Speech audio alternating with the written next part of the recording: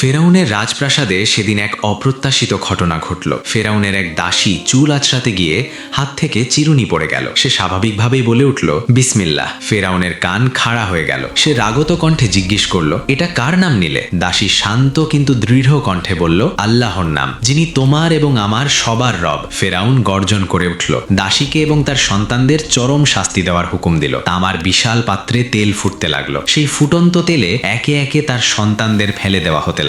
সবার শেষে ছিল কোলের ছোট্ট শিশুটি। মায়ের বুক ভেঙে যাচ্ছে, পা কাঁপছে। ঠিক সেই মুহূর্তে আল্লাহ সেই শিশুকে কথা বলার শক্তি দিলেন। দুধের শিশু মায়ের দিকে তাকিয়ে স্পষ্ট কণ্ঠে বলল, হে আম্মা, ধৈর্য ধরো, তুমি সত্যের ওপর আছো, আখিরাতের পুরস্কার অনেক বড়। শিশুর মুখে এই কথা শুনে দাসীর সব ভয় দূর হয়ে গেল। তিনি সন্তানকে বুকে জড়িয়ে ধরলেন এবং নিজেও সেই ফুটন্ত তেলে ঝাঁপ দিলেন। মৃত্যুর আগে শেষ আবেদন ছিল, হে আল্লাহ, আমার এবং আমার সন্তানদের হাড়গুলো একসাথে কবর দিও। আল্লাহ সেই দোয়া কবুল করলেন। রাসূলুল্লাহ সাল্লাল্লাহু আলাইহি ওয়াসাল্লাম মেরাজের রাতে এক সুমধুর সুগন্ধ পেলেন। জিজ্ঞেস করলেন, এই সুগন্ধ কিসের? জিবরাইল আলাইহিস সালাম বললেন, এটি সেই দাসীর সুগন্ধ যে ফেরাউনের সামনেও ঈমান ছাড়েনি। এই ঘটনাটি হাদিসে বর্ণিত হয়েছে। দুনিয়ার সবচেয়ে ক্ষমতাধর মানুষের সামনেও একজন সাধারণ দাসী মাথা নত করেননি, কারণ তিনি জানতেন ফেরাউনের ক্ষমতা সাময়িক, কিন্তু আল্লাহর পুরস্কার চিরন্তন। আল্লাহ আমাদের সবাইকে যে কোনো পরিস্থিতিতে ঈমানের উপর অবিচল থাকার তৌফিক দান করুন। আমিন।